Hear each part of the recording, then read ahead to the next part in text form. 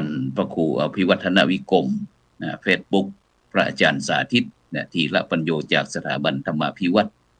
อำเภอแม่เมาะจังหวัดลำปางเฟซบุ๊กพระครูโสพลปริยัติเฟซบุ๊กพระนักสื่อสารเฟซบุ๊กของพระอาจารย์กล้าธรรมโชติสิโปจากธุดงคสถานพร้อมถึงภาคีเครือข่าย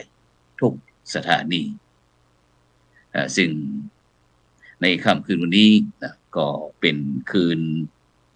วันเสาร์ที่6เดือนกรกฎาคมปีพุทธศักราช2567ซึ่งเก่ากับผมอัตมาภาพพระครูโสพลปริยัติก็ได้นำรายการเห็นพระพุทธศาสนา4แผ่นดินมาพบกับบรรดาท่าน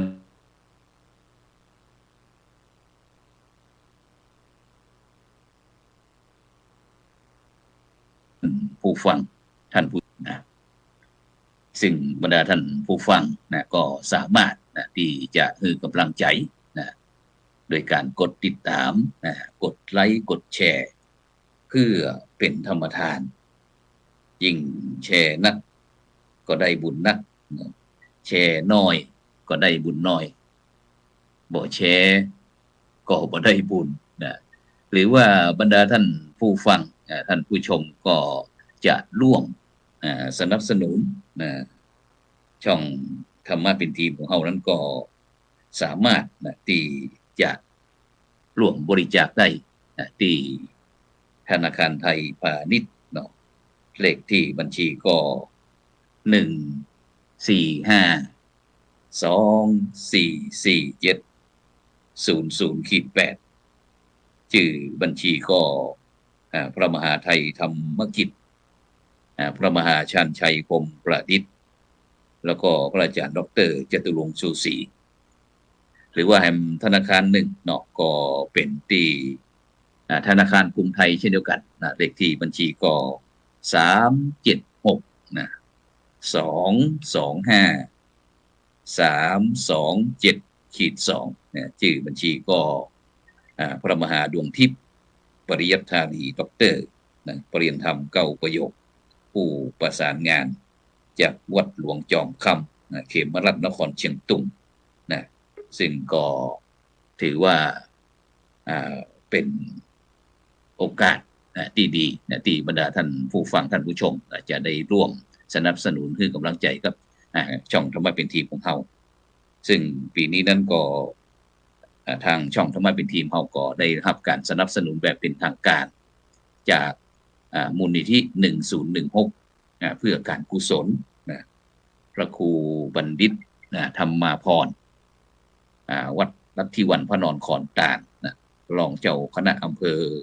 แม่ริมจังหวัดเชียงใหม่ว่าที่เจ้าคุณใหม่ก็ได้ให้การสนับสนุนช่องธรรมะเป็นทีมของเราและจากนั้นก็บรรดาท่านผู้ฟัง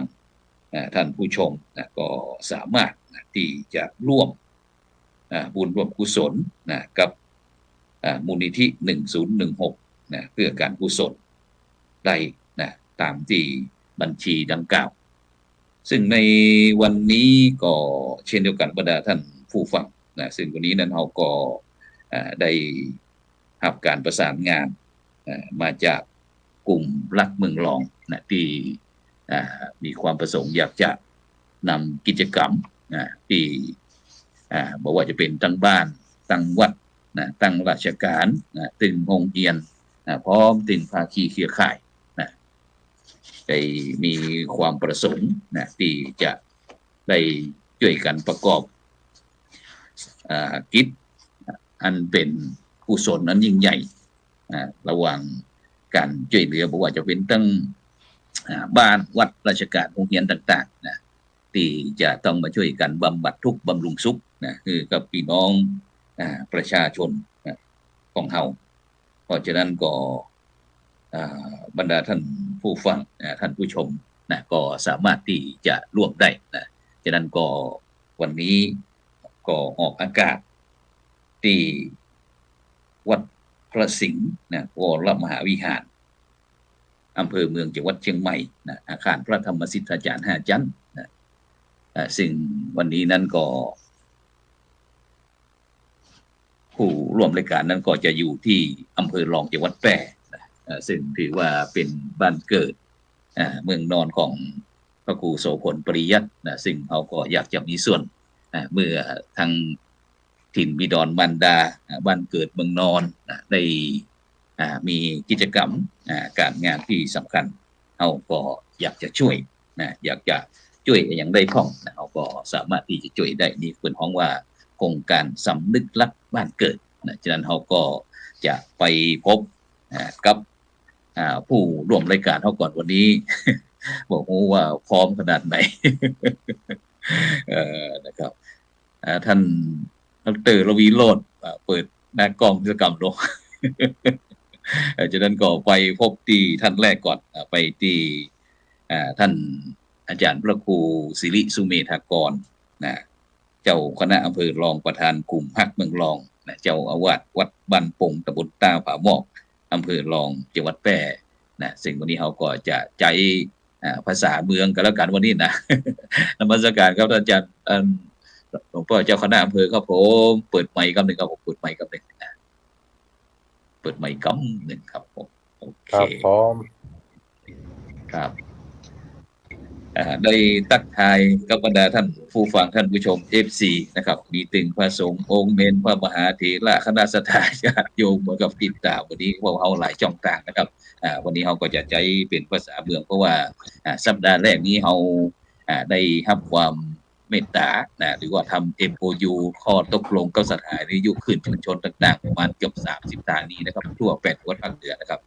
ฉะนั้นอาจารย์ก็สามารถที่จะทักทายได้ครับผมครับกราบถวายความเคารพพระมหาเถระพระเถรานุเถระที่กำลังรับชมรับฟังรายการนี้อยู่ครับเจริญพรญาติโยมพุทธศาสนิกชนทุกท่านกับผมอาตมาภาพพระครูศิริสุเมธากรเจ้าคณะอำเภอรองประธานกลุ่มรักเมืองรองได้รับเมตตาจากท่านพระครูโสพลปริยัติซึ่งเป็นเนื้อเชื้อไขของชาวอำเภอรองเป็นพระนักพัฒนาของคณะสงฆ์หนเหนือมีหน้าที่ภาระหน้าที่หลายหน้าที่นิมนต์เข้าร่วมรายการนี้เพื่อจะปูจาพบปะกับชาวอำเภอรองก็ดีพุทธศาสนิกชนหรือคณะสงฆ์ทั่วไปหรือสังฆะเพื่อสังคมครับผมครับผมครับสาธุครับผมขอบคุณครับไปที่รองศาสตราจารย์ดร.ระวีโรจน์ศรีคำภานี่ก็เป็นลูกหลานเจ้าเมืองรองตอนนี้เจริญพรท่านอาจารย์ดร.ระวีโรจน์ครับขอกราบนมัสการหลวงพ่อพระครูศิริสุเมธากรเจ้าคณะอำเภอรองประธานกลุ่มรักเมืองรองท่านอาจารย์พระครูโสพลปริยัติพระเถรานุเถระท่านผู้มีเกียรติทุกท่านนะครับติดตามรับชมรับฟังรายการอยู่ณขณะนี้ครับผมและวิโรจน์ศรีคำภาครับขออภัยท่านครูบาอาจารย์ทุกท่านตอนนี้การเดินทางอยู่บนรถตู้ออกอากาศที่ไหนครับผมออกอากาศอยู่ตรงไหนตอนนี้ผมกำลังเดินทางกับคณะอาจารย์เจ้าหน้าที่นิสิตทั้งฝ่ายบรรพชิตและคฤหัสถ์ในระดับปริญญาโทและปริญญาเอกสาขาวิชาพุทธศาสนาซึ่งได้ศึกษาดูงานที่วิเขตหนองคายแล้วก็วันนี้เดินทางไปที่สปป.ลาวตามโครงการพัฒนาศักยภาพนิสิตนะฮะในระดับบัณฑิตศึกษาในศตวรรษที่21ตอนนี้กำลังอยู่ในช่วงของการเดินทางอาจจะเสียงบ่ใครชัดต่อใดครับหลวงพ่อครับผมผมเป็นอย่างเป็นบรรยากาศเป็นบรรยากาศที่เราอยากจะถ่ายทอดจากบรรดาท่านผู้ฟังท่านผู้ชมครับบรรยากาศนะครับคณะครูบาอาจารย์ที่อยู่ในรถด้วยนะครับวันนี้ เขาจะได้นำกิจกรรมดีๆของพี่น้องเจ้าอำเภอรองนะครับเพราะว่าจะเป็นบ้านวัดราชการโรงเรียนโดยเฉพาะคณะลูกหลานต่างๆนะครับที่คนเมืองรองนะครับที่ได้ทำกิจกรรมร่วมกันโดยเฉพาะชื่อโครงการว่าสำนึกรักในบ้านเกิดนะครับฉะนั้นอาจารย์รองศาสตราจารย์ดร.ระวีโรจน์ศรีคำพานี่ก็เอาเป็นลูกหลานบ้านเมืองรองเหมือนกันฉะนั้นตอนนี้อยู่ในขณะอยู่ที่ไหนตอนนี้อยู่จังหวัดหนองคายครับผมกำลังจะเดินทางไปแพร่ครับคณะแคมป์15ท่านครับเป็นจะได้ห้องเป็นจะได้ห้องไปดูงานไปสารสัมพันธ์กับพี่น้องประเทศเพื่อนบ้านเป็นจะได้ห้องครับก็รู้สึกประทับใจมากได้เรียนรู้มิติด้านพระพุทธศาสนาศิลปะวัฒนธรรมแล้วก็ในพันธกิจที่เป็นไปโดยมหาวิทยาลัยมหาจุฬาลงกรณราชวิทยาลัยนะครับตั้งแต่วันแรกตั้งแต่วันที่4แล้วครับผมวันนี้เป็นวันที่3ครับแล้วก็หลากหลายข้ามไปเมืองอย่างพ่องไปเมืองหลวงเวียงจันทร์กะหรือว่าไปที่ไหนหรือว่าหลวงพระบางครับเวียงจันทร์ครับเวียงจันทร์ครับเราใต้ครับผมไปพี่น้องใต้ตั้งปากเสไปปากเสจำปาสักตั้งเวียงจันทร์นี่เป็นลาวกลางครับหลวงพระบางนี่ลาวเหนือเราใต้ครับไปสะพานข้ามแม่น้ำมิตรภาพไทยลาวตีหนองคายครับเป็นจะได้ห้องฟ้าฝนที่พี่น้องประชาชนคนลาวเอาสบายดีก่อนสบายดีครับจะเป็นวัดจะสบายดีไว้ก่อนนะครับจะได้ก็สบายดีก่อนเนาะฉะนั้นก็ขอบคุณอนุโมทนากับพี่น้องสาธารณรัฐประชาธิปไตยประชาชนลาวเด้อที่ได้ต้อนรับคณะจากมหาวิทยาลัยจุฬาลงกรณราชวิทยาลัยวิเทศแปร่ซึ่งก็นี้พระเดชคุณหลวงพ่อรองศาสตราจารย์ดร.พระราชเขมกรเจ้าคณะจังหวัดแปร่รองที่การบดีมจร.วิเทศแปร่ที่ได้มอบหมายให้ทีมงานเนาะคณะครูบาอาจารย์ได้ไปสานสัมพันธ์กันฉะนั้นก็เดี๋ยวเขาก็อยู่อู้กันก่อนเนาะเดี๋ยวก็ตอนนี้เพราะว่าตอนนี้ทางคุณหมอลัคนาลีประเสริฐเจริญพรเปิดหน้าใหม่สักหน่อยเนาะ ยังอยู่ก็อย่างนั้นก็ไปคุยกับท่านอาจารย์พระครูสิริสุเมธากรก่อนก็ได้เพราะว่าตอนนี้ได้มาตอนนี้ท่านอาจารย์พระครูสิริสุเมธากรอยู่ที่ไหนอยู่วัดบ้านโป่งหรือว่าอยู่เมืองแปร่อยู่ที่ไหนครับผมตอนนี้ผมอยู่ที่มจร.วิไลสงฆ์ลำพูนครับผมมาทำว่าวันนี้และวันพรุ่งนี้ครับวันนี้และวันพรุ่งนี้จะมีงานทำบุญพิเศษผมได้รับเมตตาจากพระเดชพระคุณหลวงพ่อพระเทพรัตนนายกเจ้าคณะจังหวัดลำพูนเจ้าวัดพระธาตุหริพุนชัยวรมหาวิหารซึ่งก็ผมได้มารับการศึกษาภาษาบาลีได้เปิ่งอาศัยใบบุญของพระเดชพระคุณเมื่อพศ2525เป็นต้นมาจนถึงปัจจุบันนะครับวันพรุ่งนี้ทางคณะสงฆ์ส่วนราชการพุทธศาสนิกชน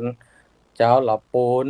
จะได้จัดงานทำบุญอันยิ่งใหญ่ประจำปีคืออายุวัฒนมงคลของพระเดชพระคุณ68ปีครับผมเลยมาร่วมงานในวันนี้เป็นทักษิณานุปทานแล้วก็ได้มาพักอาศัยอยู่ที่มจร.วิทยาลัยสงฆ์ลำพูนครับผมครับผมฉะนั้นนี่ก็เป็นแห่งต้นแบบหนึ่งบรรดาท่านผู้ฟังท่านผู้ชมที่ถือว่าเป็นอันได้แสดงมุทิตาต่อพระเดชพระคุณหลวงพ่อพระเทพรัตนนายกเจ้าคณะจังหวัดลำพูนเจ้าอาวาสวัดพระธาตุหริพุนชัยปีนี้ทำบุญอายุวัฒนมงคล68ปีเนอะฉะนั้นก็บรรดาท่านผู้ฟังท่านผู้ชมวันพรุ่งนี้ก็ไปร่วมได้เพราะว่ามีงาน2วันวันนี้วันที่6นั้นก็มีทำบุญทักษิณาพ้องแล้วก็วันที่7พรุ่งนี้ก็จะมีการสืบพระราชตาพ้องฉะนั้นก็ผู้ดำเนินรายการเองก็วันพรุ่งนี้พระครูโสพลปุญญากรจะได้ไปเช่นเดียวกันแต่จะต้องออกรายการธรรมะรับอรุณก่อนเพราะว่าวันพรุ่งนี้ก็จะได้รับความเมตตาจากท่านอาจารย์พระครูธีรสุตพจน์ด็อกเตอร์จาก เจ้าอาวาสวัดผาลาดตำบลดอยสุเทพอำเภอเมืองจังหวัดเชียงใหม่ก็จะมาพบกับบรรดาท่านผู้ฟังในรายการธรรมะรับอรุณ7 โมงถึง7 โมงครึ่งนะครับท่านอาจารย์ครูครับอันซึ่งโดยเฉพาะเป็นจะได้ครับอันเป็นมีความเปลี่ยนไปเป็นมาจะได้เกี่ยวกับกลุ่มฮักเมืองหลองมันไปเกิดขึ้นจากยุคไหนเอ่ยครับมีความเปลี่ยนไปเป็นมาจะได้ลองเล่าฟังน้อยเผื่อที่บรรดาท่านผู้ฟังท่านผู้ชมที่กำลังติดตามเขาอยู่เขาท่าที่เขาอาจจะได้นำไปประยุกต์ใช้ในการอันที่จะทำกิจกรรมนะครับมือชุมชนหมู่บ้านสังคมประเทศชาติครับครับผมเนื่องจากว่าคณะสงฆ์และสถาพุทธศาสนิกชนเจ้าอำเภอหลองนับตั้งแต่ข้าราชการบำนาญอันนี้ในฝ่ายสถาพี่น้องชาวบ้านข้าราชการประจำพ่อค้าประชาชนฝ่ายสงฆ์ก็มีนับตั้งแต่พระเดชพระคุณพระราชเขมากรเจ้าคณะจังหวัดแปร่เป็นต้นก็ได้ดำริรวมกลุ่มกันเพื่อสำนึกรักบ้านเกิดในนามกลุ่มรักเมืองหลองซึ่งมีวัตถุประสงค์เพื่อจะรวบรวมบุคลากรที่มีคุณภาพครับผมในอำเภอหลองแล้วก็มีจิตอาสาครับครับอาสาที่จะช่วยกันประคับประคองพัฒนาแล้วก็ให้เกิดประโยชน์แก่ชุมชนสังคมในอำเภอหลองครับโดยการตั้งกลุ่มขึ้นมามีวัตถุประสงค์เพื่อจะรวบรวมสภาพกำลังต่างๆเพราะว่าจะเป็นกำลังคนกำลังทรัพย์กำลังสติปัญญาเพื่อจะร่วมกันพัฒนาช่วยเหลือเกื้อกูลซึ่งกันและกันในอำเภอหลองเพื่อให้เกิดความรักความสามัคคีสมานปรองดองถือการเป็นพี่เป็นน้องตามหลักธรรมในทางพระพุทธศาสนาก็เกิดความผาสุกสงบร่มเย็นในชุมชนในสังคมในกลุ่มขึ้นมาจึงเริ่มต้นเมื่อเดือนมีนาคมที่ผ่านมาครับเดือนมีนาคมผ่านมาครับยังก่อตั้งเพิ่งเริ่มก่อตั้งเป็นเด็กก็ตอแตะยังบ่กำลังฮัดเดินนี่เนาะยังบ่เดินการยังบ่การเด้อครับน่าอินดูเนาะน่าอินดูสงสารครับกำลังเริ่มต้นครับซึ่งก็ได้รับความเมตตาจากพระมหาเถระคณะสงฆ์ทั้งในเขตจังหวัดในอำเภอหลองแล้วก็ได้รับความร่วมมือรวมด้วยช่วยกันจากกับพี่น้องศรัทธาเจ้าอำเภอหลองเป็นจำนวนมากนะครับครับแล้วก็อันคุณโยมลัคนาเข้ามาเปิดกล้องกำหนึ่งเปิดได้ก่อนตอนนี้ก็อาจจะฟ้าฝนเนาะหน้าฟ้าหน้าฝนอาจจะมีปัญหาด้านIGสักหน่อยนึงแล้วก็อันโดยเฉพาะนะครับอันโดยเฉพาะอันหันว่ากลุ่มฮักเมืองรองนะครับโดยเฉพาะมีภาคีเครือข่ายอย่างนอกจากที่จะมีภายในอำเภอรองของแล้วก็ยังมีคณะศรัทธาญาติโยมนะครับมีถึงพ่อค้าประชาชนปอเลี้ยงเอียงคำต่างๆแล้วก็อันภาคีเครือข่ายต่างๆจังหวัดหรือว่าทั่วประเทศเป็นจะได้มีคงก็ครับครับผมลักๆอยู่ในอำเภอเป็นเบื้องต้นครับผมทั้งมีทั้งองค์กรปกครองส่วนท้องถิ่นเช่นอบต.เทศบาลครับแล้วก็บรรดาโมพ่อแม่พี่น้องศรัทธาเจ้าอำเภอหลองเนี่ยเพิ่นก็มีลูกมีหลานเนาะมีลูกมีหลานมีญาติพี่น้องที่ไปประกอบสัมมาอาชีพนอกพื้นที่อำเภอหลองจะเป็นในตัวจังหวัดต่างจังหวัดกรุงเทพมหานครตลอดจนถึงต่างประเทศก็ได้รับทราบโดย โดยสมาชิกของกลุ่มรักเมืองร้องซึ่งกลุ่มรักเมืองร้องได้ตั้งคณะกรรมการขึ้นมาจัดตั้งคณะกรรมการขึ้นมาตึงฝ่ายสงฆ์ตึงฝ่ายฆราวาสตึงสวสสมาชิกชมรมผู้สูงอายุเนี่ยนะครับสวสาวน้อยนี่นะสวย่อมาจากสาวน้อยเบาน้อยครับซึ่งครับกำลังเรานี่บางแต่ละท่านนี่ส่วนใหญ่แล้วเป็นข้าราชการชั้นผู้ใหญ่เป็นนักบริหารนักการปกครองเป็นผู้อำนวยการเป็นต้นนะครับพอเกษียณอายุราชการแล้วรู้สึกว่ากำลังวังชาสภาพร่างกายสติปัญญายังมีความสมบูรณ์พร้อมและก็ที่สำคัญคือมีจิตศรัทธาในด้านจิตอาสาเพื่อจะช่วยการพัฒนาในอำเภอหลองถ่ายทอดคุณความดีทั้งหลายเกิดขึ้นแก่โมลูกมูหลานเลนหลนในรุ่นต่อไปครับผมครับสาธุครับอาจารย์ไปที่คุณโยมลัคนาอยู่ก่อนคุณหมอคุณโยมลัคนาอยู่ก่อนหรือว่าไปที่ท่านรองศาสตราจารย์เจริญพรโยมลัคนาเจ้านมัสการเจ้าเจริญพรกำลังเข้ามาเจ้าไปจังไดมากะวันนี้มีประชุมสหกรณ์แล้วก็เลิกแล้วก็หลวดไปล้านกำลังปิดล้านไปเดียวที่เจ้าฟังมาเจ็ดเจ้าช่วยเป็นวันนี้เป็นบรรยากาศที่เมืองรองเป็นจะได้พ้องวันนี้ก็มีฝนตกเป็นบางช่วงเนาะตอนเย็นนี่ก็มีตกปล่อยๆเจ้าว่าคุณเจ้าตกปล่อยๆก็อากาศดีก็โอเคอยู่เจ้าตอนนี้ตั้งเมืองรองไอ้เนี่ยไถนากันหรือยังปลูกข้าวปลูกนากันหรือยังช่วงนี้นี่เขาเริ่มทำนานะเจ้าเนาะวันนี้คนไข้ก็มาคลินิกหลายปวดแข้งปวดขาอากาศนะอากาศนะเอายามองแจกก็ยามองแจกคือหมดคนแล้วก็คุณโยมลัคนานี่เป็นจะได้หรอเป็นเกี่ยวกับการตั้งกรรมการนั่นกลุ่มฮักเมืองรองจะได้หรอตอนนี้คือกลุ่มรักเมืองร้องที่พระครูสิริสุเมธากรได้อู้เนี่ยเจ้าเนาะว่าตั้งขึ้นรอบเนี่ยตั้งเพื่อพัฒนาโรงพยาบาลร้องโดยกลุ่มรักเมืองร้องเนาะในชุดตีว่าเพื่อโรงพยาบาลร้องนี่ก็เป็นเลขานะเจ้าเนาะเป็นเลขานุการให้กับกลุ่มตีพัฒนาโรงพยาบาลร้องนะเจ้าเป็นเลขาคณะกรรมการนั่นไอ้กลุ่มรักเมืองร้องนี่เนาะแล้ววันนี้ทีมงานไปไหนหมดหมู่บ่าวน้อยสาวน้อยวันนี้ตะกี้โทรหากันแล้วเจ้าว่าคุณแม่อินเข้าใจเข้ามาเปิ้นว่าเข้าบ่ได้เตี้ย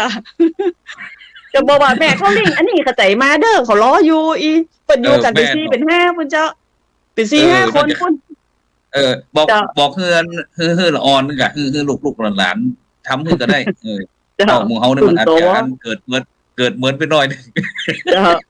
เอาน้อยสาวน้อยอาจจะเกิดเหมือน4-5 คนพุ่นเจ้าเป็นรวมทีมกันอยู่บ้านแม่อินมันเจ้าแม่อินเป็นรองประธานนะเจ้าเนาะวันนี้เปิดกระจวนเหมือนกันนะเจ้าพอดีว่าต้องเปิดร้านหลายอย่างนะเจ้าก็เลยว่ามันเนี่ยที่บ้านเอาเจ้าเดี๋ยวจะโทรตัวให้ผมจำเจ้าปั๊บช่วยปั๊บกองเป็นแนวนอนน้อยนึงปั๊บกองเป็นแนวนอนกันเด้อเป็นแนวนอนครับโอเคไปที่รองศาสตราจารย์ดร.ละวีโรจน์ศรีคำพาท่านอาจารย์ดร.เปิดไมค์แห่งกำหนึ่งมาร่วมกับโครงการกลุ่มฮักเมืองรองได้จะได้ไข่ไปเจิญไปจวนหรือว่าเป็นผู้ก่อตั้งเลยทั้งคืนอาจจะบอกใครชัดครับนั่นเป็นบรรยากาศดีมากอยู่บนดอยบนเขานะครับอยู่ในช่องยินชัดครับได้ยินอยู่ได้มาเข้าร่วมครับเรื่องของสัญญาณอาจจะบดครับขอนิมนต์ตั้งครูบาอาจารย์ทั้งพุ่นส่วนหน้าเป็นละโอเคได้ขึ้นดอยลงดอยเดี๋ยวถ้าคืนนี้เขาก็เปิดหน้ากล้องเด้อถ้าคืนนี้ก็เปิดหน้ากล้องโอเคนะครับฉะนั้นเจริญพรจากนั้นไปที่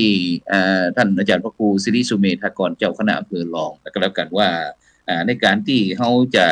มีกลุ่มภาคเมืองรองเนี่ยเวลาเขามี วัตถุประสงค์นั้นแน่นอนแล้วว่าจะช่วยเหลือในการพัฒนาอำเภอรองหรือว่าเมืองรองนะซึ่งโดยเฉพาะอันเวลาเราจะไปทำกิจกรรมยังสถานที่ใดที่หนึ่งเนี่ยเราจะเอาหมู่คณะกรรมการนี่ต่างๆนี่นะครับมาประชุมกันก่อนครับหรือว่าจะลงมติว่าเขาจะต้องไปหันไปนี่ครับหรือเขามีวิธีการดำเนินการจะไดครับในการที่จะเลือกเป้าหมายของเขาครับครับผมก่อนอื่นก็ขอในเรื่องเพิ่มเติมในเรื่องการตั้งคณะกรรมการนะครับครับผมครับนิมนต์ครัตั้บงคณะกรรมการอันดับแรกคือการประชุมกรรมการชุดแรกนะครับที่ก่อตั้งขึ้นมาเนี่ยมีจำนวนประมาณ20กว่ารูปคนน่ะชาวลูกคนครับประมาณนั่นแหละแล้วก็ต่อมาการประชุมครั้งที่2กับสมาชิกคณะกรรมการก็เสนอหรือคัดสรรค้นหาครับค้นหาบรรดาลูกหลานตั้งลูกแต้หลานแต้หรือลูกเขยหลานเขยลูกป้ายหลานป้ายของอำเภอหลองนะครับที่พอจะมีสภาพกำลังได้มาร่วมกลุ่มโดยการไปเจิญด้วยตนเองพ่องอาศัยวิสาสะนำรายชื่อมันเข้ามาเลยพ่องแล้วก็ไปแจ้งรายงานบอกทีหลังซึ่งแต่ละท่านก็มีความยินดีนะครับเต็มใจเต็มใจผมไปถามกรรมการบางด้านโดยเฉพาะอาจารย์รวิโรจน์เนี่ยท่านดร.รวิโรจน์เนี่ยตอนแรกก็บ่ฮู้เขาก็ตั้งใส่ชื่อเข้าไปบรรจุชื่อเข้าไปในฐานะลูกหลานครับผมชาวบ่หลองพอไปแจ้งแล้วก็บอกวัตถุประสงค์เพิ่นก็ยินดีมีความยินดีครับจึงขออนุโมทนาขอบพระคุณและขอบคุณขอบใจทุกท่านในส่วนของกิจกรรมกลุ่มรักเมืองรองวัตถุประสงค์หลักๆก็คือรวบรวมกลุ่มเพื่อจะบำเพ็ญสาธารณประโยชน์ต่างๆบ่ว่าจะเป็นงานเกี่ยวกับทั้งวัดโรงเรียนโรงพยาบาลองค์กรการกุศลต่างๆนะครับซึ่งเบื้องต้นอย่างที่คุณหมอลัคนาบอกเมื่อกี้นะครับเนื่องจากว่าโรงพยาบาลหลองมีความจำเป็นในด้านการพัฒนาเนื่องจากว่าปัจจุบันนี้มีประชาชนในเขตอำเภอหลองและอำเภอวังจิ้นซึ่งโรงพยาบาลหลองมีเขตบริการ2อำเภอนะครับอำเภอวังจิ้นและอำเภอหลองมีปัญหาสุขภาพโดยเฉพาะเรื่องโรคภัยปัจจุบันโรคไตนะครับโรคไตมีสถิติจำนวนเพิ่มขึ้นเรื่อยๆในปัจจุบันอำเภอหลองก็มี60กว่ารายซึ่งสถิติต่างๆก็เดี๋ยวต้องฟังทางคุณหมอที่ชัดเจนหน่อยนะครับผมคร่าวๆไว้ว่าในอำเภอวังจิ้นก็ประมาณ60กว่ารายรวมแล้วก็20กว่าราย100ปลายครับทุกอาทิตย์เนี่ยจะต้องไปทำการรักษาด้วยการฟอกไตที่โรงพยาบาลแป่ซึ่งระยะเวลาระยะทางการเดินทางไปมันก็ไกลจากวังจิ้นไป100กว่ากิโลไปกลับก็ 2-300 นะครับในอำเภอหลองก็จากอำเภอหลองไปก็50 40 30กิโลตามหมู่บ้านที่ใกล้ไกลนะครับซึ่งอาทิตย์นึงเนี่ยสัปดาห์นึงเนี่ย2ครั้งเป็นอย่างน้อยซึ่งจะต้องสิ้นเปลืองค่าใช้จ่ายบางคนบ่มีรถมีรางก็ต้องจ้างเข้าไปนะครับบางคนก็ต้องไปเช่าที่นอนอยู่ในตัวเมืองแป่ดังนั้นมีเสียงสะท้อนมาอย่างที่ของห้องว่ามีความเดือดร้อนของพี่น้องชาวอำเภอหลองทั้งคณะกรรมการกลุ่มรักเมืองหลองก็เลยเริ่มต้นเป็นปฐมฤกษ์ด้วยการช่วยกันพัฒนาโรงพยาบาลหลองด้วยการสร้างเปิดศูนย์ฟอกเลือดด้วยเครื่องไตเทียมนะครับหรือว่าฟอกไตนะครับฟอกไตเกิดขึ้นในโรงพยาบาลหลองเพื่อย่นระยะทางและก็ประหยัดค่าใช้จ่ายให้แก่คนไข้ชาวอำเภอหลองชาวอำเภอวังจิ้นนะครับอำนวยความสะดวก ซึ่งสถานที่โรงพยาบาลหลองมี แต่ว่าเพิ่นจะต้องปรับปรุงปรับปรุงพร้อมด้วยอุปกรณ์เครื่องมือการแพทย์ให้เหมาะสมในการรักษาพยาบาลและคือบริการนอกจากนั้นโรงพยาบาลหลองมีความจำเป็นจะต้องสร้างระบบประปาให้มีน้ำสะอาดที่มาใช้อำนวยความสะดวกอุปโภคบริโภคในโรงพยาบาลอย่างพอเพียงซึ่งในการนี้ก็ใช้ทุนทรัพย์เบื้องต้นทางโรงพยาบาลร้องแจ้งว่า3,600,000 บาทตึงระบบประปาตึงศูนย์ฟอกไตนะครับการต่อมามีญาติโยมผู้มีจิตศรัทธาโดยเฉพาะบริษัทห้างร้านในเขตจังหวัดแปดบริษัทอย่างก็คุณหมอลักษณะแพร่วิศวกรรมไหมเนาะแพร่วิศวกรรมจ้ะแพร่วิศวกรรมซึ่งเป็นผู้รับเหมาก่อสร้างซ่อมแซมดูแลถนนหนทางเขตหลองแปเนี่ยเปิดก็ได้มีความเมตตานายช่างหรือวิศวกรมาออกแบบในการปรับปรุงก่อสร้างศูนย์ฟอกไตเนี่ยเป็นวิศวกรเป็นออกแบบอย่างมากับปรากฏว่าราคาที่ประมาณการไว้ตั้งแต่ต้นเนี่ยมันลดลงครับดังนั้นทางกลุ่มรักเมืองหลองซึ่งได้เปิดรับบริจาคจาก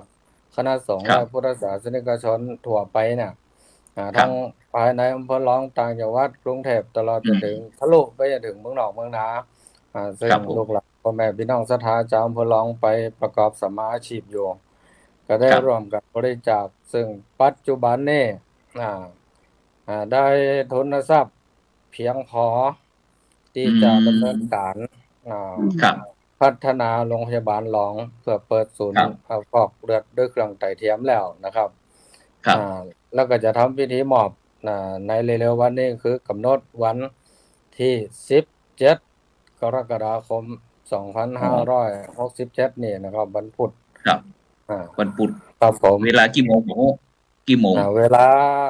เริ่มพิธีตั้งแต่8:30 น.เป็นต้นไปเนื่องจากว่าโรงพยาบาลหลองได้รับงบประมาณจากรัฐบาลมาสร้างอาคารผู้ป่วยนอกหลังใหม่ขึ้นล้านบาทอยู่ได้สร้างได้จัดการระบบการอย่างเป็นที่เรียบร้อยสมบูรณ์พร้อมที่จะให้บริการผู้ป่วยนอกในอำเภอหลองอำเภอเมืองจีนแล้วจึงจะประกอบพิธีเปิดอาคารผู้ป่วยนอกในวันที่17นี้กลุ่มรักเมืองหลองก็เลยถือโอกาสว่าเป็นโอกาสดีเป็นฤกษ์ดีเป็นมงคลดีจึงจะนำปัจจัยกองทุนที่ได้รับบริจาคมาเนี่ยมอบโรงพยาบาลเพื่อจะได้ดำเนินการพัฒนาและเปิดศูนย์ฟอกไตประจำโรงพยาบาลต่อไปครับครับสาธุครับนี่ก็ท่านประธานกลุ่มฮักเมืองหลองนะครับท่านอาจารย์พระครูศิริสุเมธากรนะครับเจ้าคณะอำเภอหลองนะครับซึ่งได้ฮึกับบรรดาท่านผู้ฟังท่านผู้ชมฟังว่าทางคณะสงฆ์นะครับได้ยินเสียงสะท้อนหันความทุกข์ลำบากของพี่น้องประชาชนคนเมืองหลองและคนเมืองจีนนะครับว่าในการที่เขาจะไปรักษาโดยเฉพาะเรื่องการฟอกไตโรคฟอกไตเป็นสิ่งที่สำคัญเพราะว่าถ้าเขาเข้าไปในเมืองแปร่นั้นก็จะมีจำนวนพี่น้องหลายอำเภอเข้าไปรักษาแล้วก็ทำให้เกิดความลำบากบ่สะดวกสบายต่อคณะสัตยาญาติโยมฉะนั้นก็ในความเมตตาของคณะสงฆ์เปิดหลองด้วยการนำของท่านอาจารย์พระครูศิริสุเมธากรก็เลยตั้งกลุ่มฮักเมืองหลองขึ้นมาเพื่อที่จะได้ช่วยแบ่งเบาภาระจากนักเป็นเบาจากเบามันห่างหายไปหมดเลยนะครับฉะนั้นเราจะกลับไปที่อำเภอหลองซึ่งมีคุณหมอลักษณาลีประเสริฐเป็นตัวแทนก็แล้วกันคุณหมอได้ยินตั้งคณะสงฆ์ที่ทางโรงพยาบาลหลองเอาเป็นจะใดพ้อง มีความรู้สึกเป็นจะใดพ้องได้ฟังว่ามันเป็นจะใดถึงเอา จะต้องมีกลุ่มฮักเมืองรองเข้ามาช่วยอย่างนี้มันเพราะว่าอันเดินทางผ่านไปผ่านมานั้นก็โดยเฉพาะเขาก็จะหักตึกเนาะตึกอาคารต่างๆนั้นลองช่วยชี้แจงแถลงไขเขาดูว่าตอนนี้ความพร้อมที่ตึกที่เขาจะเปิดมันยังขาดมันยังเกินมันยังพร้อมก็กับนมัสการนะเจ้าเนาะก็ตอนนี้นี่ตั้งโรงพยาบาลรองนะเจ้าเนาะนำโดยท่านผู้อำนวยการนะเจ้าเนาะท่านวราวุฒิสมบูรณ์นะเจ้าเนาะคือตั้งโรงพยาบาลเนี่ยเขาห้องมาอย่างนี้ทราบซึ่งในน้ำใจเนาะของคนเมืองรองนะเจ้าเนาะตีหันความทุกข์ของคนไข้หันความทุกข์ของคนอื่นมาเป็นอีกทีนึงนะเจ้าเนาะเลยได้มารวมกันเนี่ยเจ้าอีนะเจ้าเนาะทางโรงพยาบาลก็ได้พยายามอย่างเต็มที่เลยนะเจ้าเนาะตีในการตีจัดทุกอย่างตีสนับสนุนกลุ่มเนี่ยเพื่อดำเนินการได้อย่างราบรื่นแล้วก็เพื่อประสบความสำเร็จนะเจ้าเนาะแล้วก็วันที่17เนี่ยตีจะมีการเปิดนะเจ้าเนาะทำพิธีเปิดตึกผู้ป่วยนอกใหม่แล้วก็พิธีมอบนะเจ้าเนาะเงินบริจาคจากอันสถาที่เปิ้นมีจิตกุศลนะเจ้าเนาะวันที่17นี่ถ้าท่านพระครูโสพลถ้าได้วางนะเจ้าเนาะมาแอลเมืองร้องนะเจ้าเนาะวันที่17นะเจ้าเนาะตีว่าเขาจะทำพิธีเปิดนะเจ้าเนาะแล้วก็มีพิธีมอบนะเจ้าเนาะกิจกรรมในวันนั้นเนี่ยมีตั้งแต่เรื่องของการเปิดทางพิธีสงฆ์แล้วก็รับมอบแล้วก็มีของมอบที่ระลึกเนาะจากท่านประธานตัวนะเจ้าเนาะกับจิตสถานแล้วก็นอกจากนั้นเนี่ยทางโรงพยาบาลเองเนี่ยก็ได้เห็นความสำคัญนะเจ้าเนาะที่ว่าเปิดเนี่ยเสียสละเงินทองเนาะเพื่อให้กับคนเมืองร้องไปกันเนาะทางโรงพยาบาลเนี่ยโดยจัดรูปแบบพิเศษให้กับจิตสถานที่เปิดได้มาบริจาคโรงพยาบาลนะเจ้าเนาะที่เช่นช่องทางด่วนห้องพิเศษห้องพักพิเศษนะเจ้าเนาะแล้วก็หรือท่านพระสงฆ์นะเจ้าเนาะที่เข้ามาในรับบริการที่โรงพยาบาลว่าจะเป็นผู้ป่วยนอกผู้ป่วยในเนาะเขาก็จะมีห้องเฉพาะของเปิดแล้วก็บริการที่บ่คิดเงินนะเจ้าเนาะอันนี้ก็จะมีช่องทางด่วนให้เปิดตัวนะเจ้าเนาะเพื่ออำนวยความสะดวกนะเจ้าเนาะบ่ได้ว่าลัดคิ้วไขนะเจ้าเนาะอันนี้เป็นเรื่องของอันแก่พระสงฆ์ที่เขาเห็นความสำคัญของเปิ่นนะเจ้าเนาะตีทุ่มเทแล้วก็เสียสละกับโรงพยาบาลเยอะมากนะเจ้าเนาะลำพังถ้าโรงพยาบาลทำเองเนี่ยบ่มีทางเลยเจ้าเพราะว่าโรงพยาบาลเนี่ยเป็นสถานของรัฐเนาะที่เขาจะไปเรียนอะไรบ่ได้เพราะนั้นเขาเลยใจทีมของกลุ่มรักเมืองรองแล้วก็นำโดยท่านประธานนะเจ้าเนาะเจ้าคณะอำเภอนะเจ้าเนาะที่ช่วยเหลือแล้วก็ทำแบบอย่างเต็มที่นะเจ้าเนาะเพราะว่าได้ติดตามแล้วในกลุ่มไลน์เนาะเปิ้นเนี่ยมีความตั้งใจแล้วรวมทั้งท่านรองประธานเนาะตีถามหาเจ้าสวนะเจ้าเนาะเปิ้นก็ยังเข้ากลุ่มบ่ได้เตือตอนนี้ก็ 4-5 คนก็อยู่ที่บ้านแม่อินนั่นนะเจ้าเนาะอันนี้ก็คือทางโรงพยาบาลก็มีความยินดีนะเจ้าเนาะแล้วก็พยายามทำทุกอย่างที่จะดูแลประชาชนคนในอำเภอร้องเนาะสักวันหนึ่งเขาก็ถึงได้ใจบริการนะเจ้าเนาะเขาก็จะทำมันนี่ให้ดีที่สุดนะเจ้าเนาะมันมีบ่ปนนะเจ้าเนาะแล้วก็ตะกี้ได้ยินว่าอย่างก็ที่อันวัด VIP นี่อันโดยเฉพาะเรื่องการบริจาคเนาะซึ่งตอนนี้เขาก็ตั้งจ่องเขาก็ได้วิ่งเจิญร่วมบริจาคโรงพยาบาลรองร่วมบริจาคกับโรงพยาบาลรองได้ที่ธนาคารกรุงไทยสาขารองเนาะเลขที่บัญชีก็53513024345เนาะนี่อำเภอรองวัดแฝกฉะนั้นก็อันสมมติว่าอันยังได้ยินหลายท่านคนว่าเดี๋ยวนี้อันเป็น VIP ด้วยนะอันมีกันเครดิตพิเศษจะได้ก็สมมติว่าเราผู้ฟังการบริจาคตอนนี้อันมีผู้ร่วมบริจาคนักหนาก็เดี๋ยวนี้เป็นจะได้พ้องเป็นจำนวนผู้บริจาคร่วมบริจาคจ้ะตอนนี้นี่ที่จริงนี่นะเจ้าเนาะบอกว่าอย่างเงินบาทเงินกี่ร้อยกี่พันเนี่ยมันก็มีความสำคัญเหมือนกันหมดเนาะแต่ว่าก็มีพิเศษน้อยหนึ่งเนาะเพื่อให้เป็นกำลังใจนะเจ้าเนาะจริงๆเนี่ยเขาเห็นความสำคัญของทุกคนหมดนะเจ้ารวมๆกันมาเป็นวันนี้ได้แต่ว่าในที่บริจาคตั้งแต่ 10,000 ขึ้นไปเนี่ยเขาก็จะมีบัตร VIP ให้นะเจ้าเนาะเราจะทำพิธีมอบในวันที่17นะเจ้าเนาะก็จะมีช่องทางด่วนเนาะถ้ามาตึกผู้ป่วยนอกก็จะมีช่องทางด่วนให้แล้วก็มีห้องพักให้นะเจ้าเนาะเพื่อให้บริการเร็วรอดในจุดต่างๆเนี่ยก็จะมีแต่ละจุดมันต้องรับคนไข้บอกว่าห้องฟันห้องกายภาพเนาะมื้อนี้เขาก็จะทำแนวทางเนาะได้มีการทำแนวทางออกมาแล้ว ว่าจัดช่องทางด่วนจริงบ่ว่าจะเป็นพระสงฆ์หรือ VIP หรือแม้กระทั่งที่เป็นผู้สูงอายุก็ต้องมีทางด่วนอยู่แล้วนะจ๊ะเนาะอันนี้ก็จะเป็นเพิ่มเติมเพิ่นนะจ๊ะเนาะเพื่อให้เพิ่นได้มีกำลังใจเนาะที่บริจาคทรัพย์มากับคนอื่นที่เขาทุกข์ยากนะจ๊ะโอ้เจริญพรฉะนั้นในปัจจุบันนี้นอกจากที่ทางคณะสงฆ์อำเภอรองเขาจะได้เข้าไปร่วมในนามกลุ่มหักแมงลองแล้วนะได้จะช่วยสนับสนุนในการที่ว่าได้รับบริจาคจากคณะลูกหลานต่างเต้าอำเภอรองของเราเนี่ยถึงในประเทศถึงต่างประเทศที่ได้ร่วมบริจาคเพื่อที่จะซื้อเครื่องฟอกไตได้กี่เครื่องคุณหมอปีนี้อันเครื่องฟอกไตนี่จะเป็นเอกชนเขาทำแต่ของเฮาเนี่ยคือตีเงินที่เอามานี่ก็คือ1ทำระบบบาดาลตีต้องเพิ่มขึ้นนะเจ้าเนาะตีให้บริการในการฟอกเลือดด้วยเครื่องไตเทียมเนาะอันที่2เนี่ยถ้าให้ได้ตามมาตรฐานของการเปิดศูนย์ฟอกไตเนี่ยเจ้าเนาะมันจะต้องมีทางขึ้นซึ่งมันเป็นอาคารชั้น2เป็นตึกอุบัติเหตุเนาะซึ่งจะต้องมีตามมาตรฐานต้องมีทางลาดขึ้นนะเจ้าเนาะในทางลาดเนี่ยตีตะกี้ท่านประธานก็ได้นำเรียนนะเจ้าเนาะว่าทางลาดเนี่ยจิตรกรและวิศวกรมาออกแบบคือวันที่10พฤษภาวันที่10กรกฎาคมเนี่ยเปิ้นจะมาหมอบแปลนแล้วก็จะมาอธิบายเรื่องแปลนแล้วก็คิดว่าถ้าโอเคกันหมดเนาะเงินก็พร้อมแล้วเนี่ยก็ใช้เวลาประมาณ60วันน่าจะสร้างทางลาดขึ้นได้นะเจ้าเนาะแล้วอันที่2ก็คือ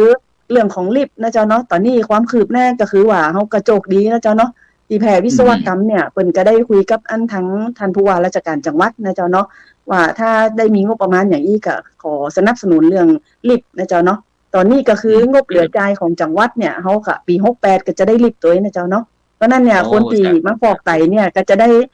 ทางที่ได้ขึ้นลิฟต์แล้วก็ถ้าคนไหนที่ลิฟต์มีปัญหาเขาก็ยังสามารถจ่ายทางลาดเพราะนั้นเราก็จะมีมาตรฐานครบถ้วนเนาะแล้วในศูนย์ฟอกไตเนี่ยเขาจะใจวิธีใจเอกชนนะเจ้าเนาะเข้ามาบริหารจัดการทั้งหมดเขาก็มีหน้าที่ไปควบคุมคุณภาพนะเจ้าเนาะเมื่อมันมีมาตรฐานนะเจ้าแบบนี้ก็ฉะนั้นก็พร้อมตอนนี้ก็ทุกสิ่งที่ยังพร้อมก็จะมีการกำหนดเปิดตึกเนาะตึกโรงพยาบาลนั้นก่อนในวันที่17กรกฎาคมอันมีขั้นตอนจะได้ฟ้องตีอันตอนนี้เอาเตรียมงานจะได้ฟ้องเพราะว่าในวันที่17เนี่ยในด้าน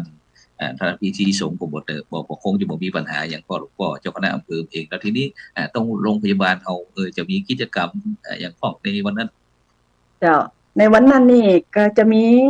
ที่เพิ่มเติมจากพิธีสงฆ์ก็คือเขาก็จะมีจิตศรัทธาตีเขายาใครมารวมมือนะเจ้าเนาะจะมีการแสดงเนาะของมจรนะเจ้าเนาะแล้วก็มีของนักเรียนตีมาตีกองสะบัดชัยมีการรำอวยพรนะเจ้าเนาะแล้วก็จะมีห้องอย่างนี้ดนตรีไทยนะเจ้าเนาะมาบรรเลงในวันนั้นโดยจิตศรัทธาจากหมู่บ้านหมู่ที่7ที่8ที่9ตำบลห้วยอ้อจะมารวมมือกันในวันนั้นนะเจ้าเนาะแล้วก็ในหั่นเนี่ยวันนั้นเขาจะมีโรงทานตัวนะเจ้าเนาะโรงทานตอนนี้ก็คือได้ประชาสัมพันธ์ในกลุ่มของในโรงพยาบาลร้องนะเจ้าเนาะว่าใครที่ต้องการบริจาคอาหารน้ำอย่างพ้องหรือขนมข้าวต้มเนาะเจ้าเพื่อที่เอามาให้คนไข้ที่มาในวันนั้นเนี่ยได้มากินตัวนะเจ้าอันนี้ก็จะมีกลุ่มทางจากโรงเรียนต่างๆโรงเรียนร้องวิทยาลัยการอาชีพร้องเนี่ยจะเอานักศึกษาเนี่ยเข้ามาช่วยในการที่ช่วยขนโต๊ะขนอย่างนี้นะเจ้าเนาะก็ยังเป็นงานที่ว่ามีความร่วมมือจากทุกภาคส่วนนะเจ้าเนาะเข้ามาช่วยทุกคนเต็มใจเข้ามาที่ว่าบ่ได้คิดอะไรอย่างเนาะคือบอกว่าจะเอาชุดอันนี้นะสะบัดใช้เอามาเต็มสตรีมเลยเป็นบอกเอาไปเลย18คนจัดให้ใหญ่ไปเลยเนาะจะประสานงานกันจะว่าเป็นโอเคนะละออนก็จะมาตีกองสะบัดใช้ฮะก็คิดว่าวันนั้นนี่น่าจะเป็นอะไรอย่างที่ดีนะเจ้าเนาะตีทำให้มีความภาคภูมิใจนะเจ้าเนาะเป็นประวัติศาสตร์ก็ว่าได้เนาะคุณหมอเนาะน่าจะเป็นประวัติศาสตร์ของโรงพยาบาลร้องเลยนะเจ้าที่ท่านประธานเนาะท่านเจ้าคณะอำเภอได้แบบเสียสละตีมาทำหน้าที่ประธานเนี่ยเจ้าเนาะเพราะตอนแรกโรงพยาบาลนักใจขนาดเลยว่าจะไปเอาเงินที่ไหนมาเราอย่างเงี้ยจะได้ดีคนไข้กับเปิ่นกระตุกมันเนาะมันเป็นบุญวาสนาเนาะเจ้าเนาะตีได้มาป้ากับคนที่มีจิตบุญเนี่ยเจ้าเนาะเลยทำให้โรงพยาบาลเนี่ยได้รับตรงนี้เจ้าได้ผู้นำสงฆ์นักพัฒนาพระสงฆ์นักพัฒนาเปิดในปัจจุบันนี้ก็จะมีความหลากหลายเพราะว่า ในปัจจุบันนั้นต่างคณะสงฆ์ไทยเขานั้นก็ได้มีการปรับวิธีคิดวิธีทำงานต่างๆวิธีการเผยแพร่ต่างๆโดยเฉพาะในปัจจุบันนี้คณะสงฆ์เขาก็นอกจากที่จะมีตึง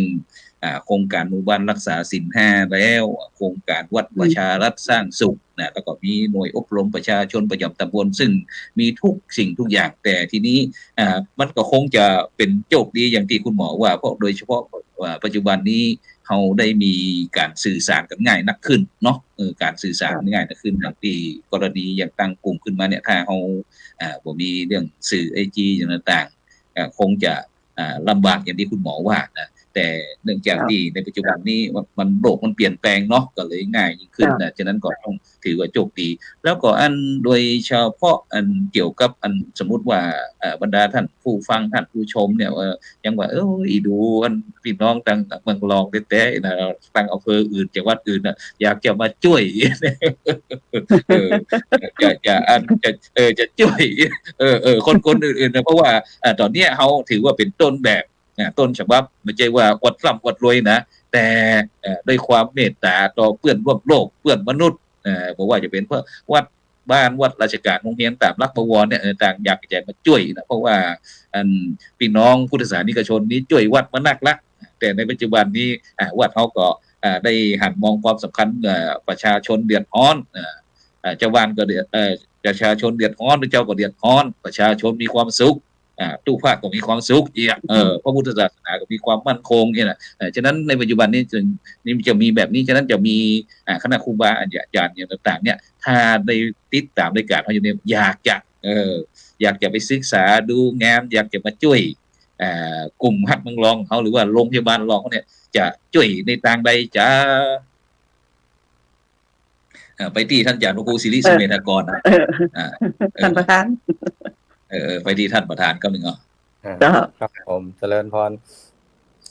ที่กลุ่มลอกเมืองร้องเนี่ยชื่อว่ากลุ่มลอกเมืองร้องก็จริงแต่ว่าหากว่าพระสงฆ์หรือพี่น้องศรัทธาประชาชนอยู่ต่างถิ่นต่างอำเภอจังหวัดจะมาช่วยแต่ปัจจุบันนี่ก็มีแล้วมีมาช่วยละมีมาช่วยละไม่จำกัดพื้นที่ไม่จำกัดบุคคลไม่จำกัดเพศวัยนะครับสามารถที่จะรวมด้วยช่วยกันได้ทุกอย่างทุกกรณีเนื่องจากว่าเฮาในฐานะเป็นพุทธศาสนิกชนเป็นชาวพุทธหรือพุทธบริษัทเนี่ยอาศัยหลักธรรมคำสอนในทางพระพุทธศาสนาเฮานับญาติกันเฮานับญาติกันโดยเฉพาะญาตินี่มันมี2สายเนาะ1ญาติทางสายเลือดหรือญาติโลหิตังโลหิตญาตินะครับญาติทางสายเลือดนับ7โสโคตนี่นะ2ญาติธรรมโมญาติทางธรรมนะครับเนี่ยกลุ่มร้องเนี่ยที่ตั้งขึ้นเนี่ยอาศัยญาติประเภทที่2เนี่ยพระพุทธเจ้าตรัสได้ว่าวิสาสะปรมาญาติความคุ้นเคยกันความสนิทชิดเชื้อกันเนี่ยเป็นญาติอย่างสุดยอดเนี่ยดังนั้นท่านใดจะอยู่ในพื้นที่ของโลก